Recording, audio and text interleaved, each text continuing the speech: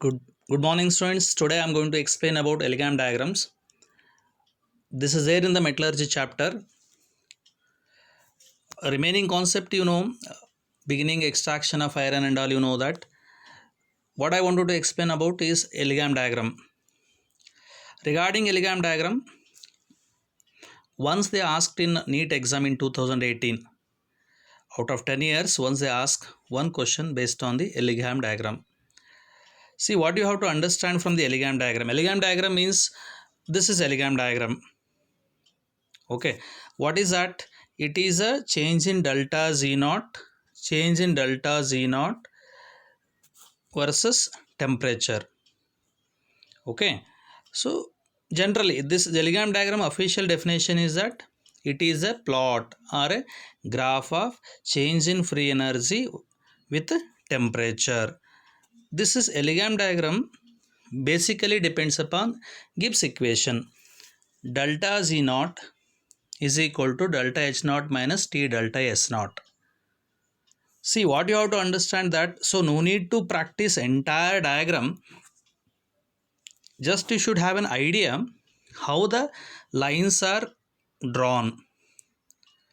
That is based on the delta S value. Main thing is based on the change in entropy. How entropy is affecting for delta Z naught, you see here. See, for some reactions we have delta S naught negative. In this Elegam diagram, whatever the oxides are forming, their maximum is for delta S naught is negative only. So what happens if the delta S naught is negative? Here you see that this is delta S naught. Delta S naught is this. Delta S naught negative. So negative becomes positive. So delta Z naught is equal to delta H naught plus T delta S naught. So then what happens with the increase in temperature? So with the increase in temperature, all the values, see with the increase in temperature is positive. So delta Z naught increases with increase in temperature.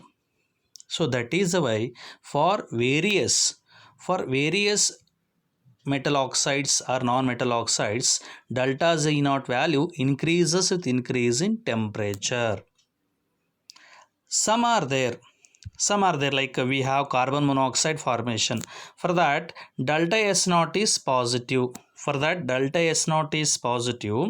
So then what happens? Delta Z naught is equal to delta H naught minus T delta S naught.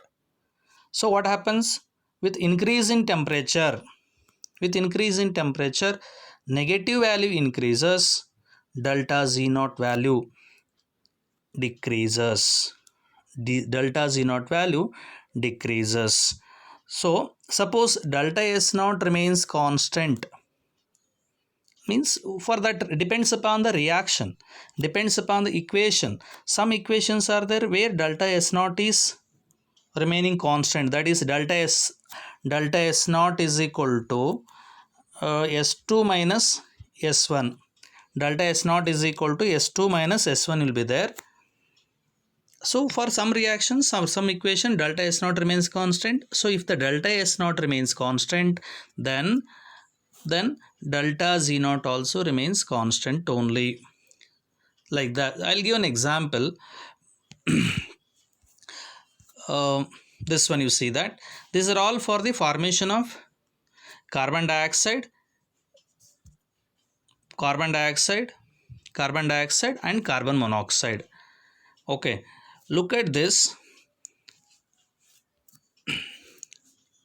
Look at this equation. First one, this is second one, this is third one. In the first one, what we are observing that carbon monoxide gas reacting with an oxygen gas, formation of carbon dioxide. Here product side we have 2, reactant side we have 3. So delta S naught remains negative, because delta S naught is equal to S2 minus S1. S2 is greater than, S1 is greater than S2. So delta S naught remains negative. Second one, Second one, you see that here delta S naught is constant. This equation I am talking. Carbon solid reacting with the O2 gas, formation of carbon dioxide gas. So delta S naught remaining constant. If delta S naught remains constant, delta Z naught also remains constant. That is the way you see this line is parallel to the x-axis, that is temperature. So with increase in temperature, delta Z naught remains constant. Okay, third one, you see that third one, the slope is in downward direction. Slope is in downward direction in the sense the line is coming down. With increase in temperature, delta Z naught value is decreasing. Why? You see here in this equation, carbon monoxide gas is there in the product side. Left hand side we have O2 gas. 2 moles of carbon monoxide gas we have. 1 mole of O2 gas we have. That becomes 2 minus 1. Delta S naught is positive. With delta, if the delta S naught remains positive, then what happens? Delta Z naught value decreases. So what we have to understand from this is, for any reaction, for any equation, if the delta S naught is negative, the lines are like this, like this. Suppose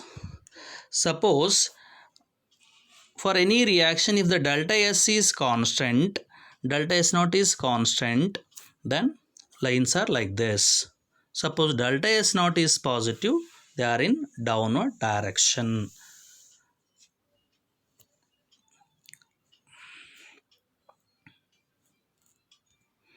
Okay. So that is what I have explained, Elegam diagram using Gibbs-Helmholtz equation. Conditions you have to see what happens with the delta S naught. Delta S naught is negative means what happens? Delta S naught is positive means what happens? If delta S remain constant means what happens, you understood by using carbon monoxide and carbon dioxide formations. Okay. Now this is entire Elegam diagram, so much bigger one it is. No need to practice, again I'm telling you that no need to practice entire things, entire Elegam diagram. It is not so easy also, because left hand side we have delta Z naught and the temperatures and all matters here. Delta Z naught matters here. Okay, but what I want to give overall opinion about this Elegam diagram is that generally for maximum oxides, the delta Z naught value is increasing with the increase in temperatures only. Only for this you see that carbon monoxide, only for the carbon monoxide you see this line is in downward direction, and for the formation of carbon dioxide this is parallel to the x-axis, that is temperature. Remaining all are increasing only. That is characteristics of the Elegam diagram. What are the uses of studying this Elegam diagram is, main important thing is the one metal oxide. This Elegam diagram is actually started for the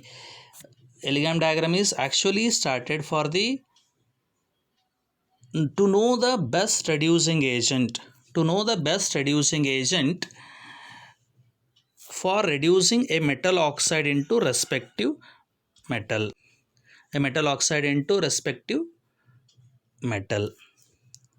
So you can see in the Elegam diagram, what is the main application of the Elegam diagram is that the below metal oxides metal reduces above metal oxide into respective metal. I repeat, the below metal oxide metal reduces above metal oxide into respective metal. That is a main application we can see here. See in the Elegam diagram, you see whatever it is, like aluminum is there in the down, aluminum can reduces above metal oxide, like titanium oxide we have, zinc oxide we have, iron oxide we have, copper oxide we have. All these things can be reduced by using below metal. What concept says that the one metal oxide which is having low delta Z naught value can reduces the one metal oxide into respective metal which is having more delta Z naught value, which is having more delta Z naught value. Means, see, if you want to reduce this upper area metal oxide into metal, you can use this below metal oxides metal you can use this. So suppose I am getting a doubt, I wanted to reduce a metal oxide into respective metal. If then I have to refer Elegam diagram. See one example, I want to reduce upper portion, we see that here we have one copper we have. I wanted to reduce copper oxide into copper. Which metal I have to take? Then if I am looking at the Elegam diagram which are lying down, you see that here we have a calcium, we have a magnesium, we have aluminium, we have zirconium. All these metals can be used to reduce copper oxide into copper. So I repeat again, the one metal oxide which is having low delta Z naught value, its metal can reduces above metal oxide into respective metal. That is a main application of having Elegam diagram concept. Okay, that is a main thing. And the second one, you see here in this area, this is one silver oxide we have. We have silver oxide here.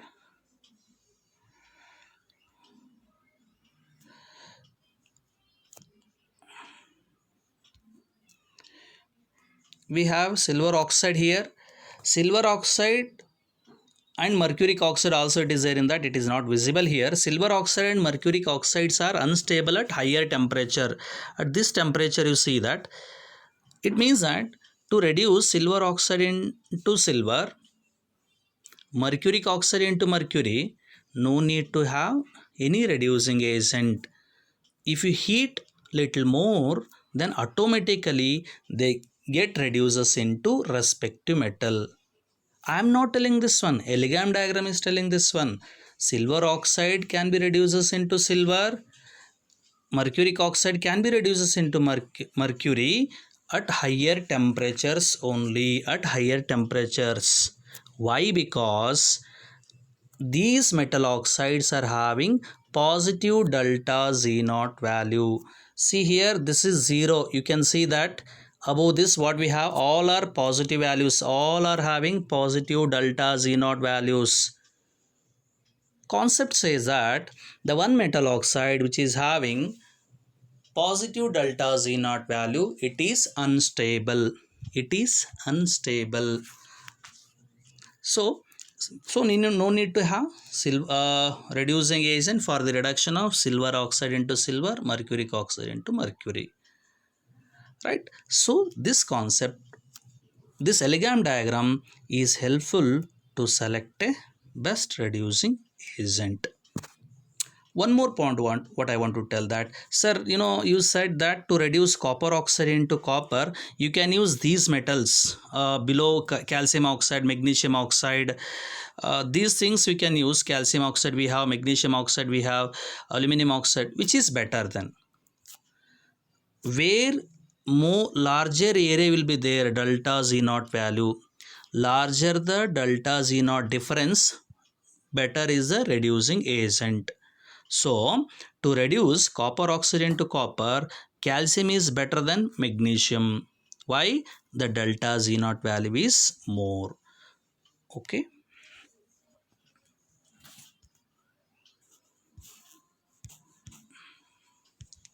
So, and one more thing here regarding reduction of hematite ore into iron, we are having reducing agents. We can use carbon as well as carbon monoxides. At lower temperature, carbon monoxide behaves as a reducing agent. At higher temperature, carbon behaves as a reducing agent. Why it is like that?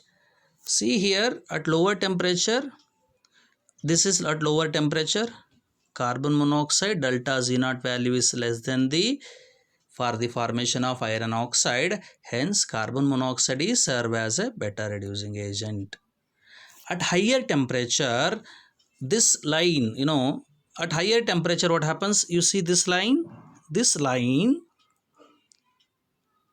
is lying down the formation of iron oxide. Actually, iron oxide is not shown here. Somewhere iron oxide will come here like this, ferric oxide. The line is lying below this ferric oxide. Therefore, at higher temperature, carbon can be used as a reducing agents. So, students, if you know this much regarding Elegam diagram means sufficient. Okay, so your job is what? So, you make a list of metal oxides which are there in the Elegam diagram, or if you know the Elegam diagram directly like this serial wise, if you know also, no problem. The ask question is which can be used. One metal oxide they have given to reduce so and so metal oxide, which metal oxide can be used. So they have given four options. Below four options you have to select one which is lying down. Like this question they may ask in the competitive exams. Okay, suppose if you have any doubts, you can ask any doubt regarding Elegam diagram regarding this chapter to WhatsApp number. Thank you.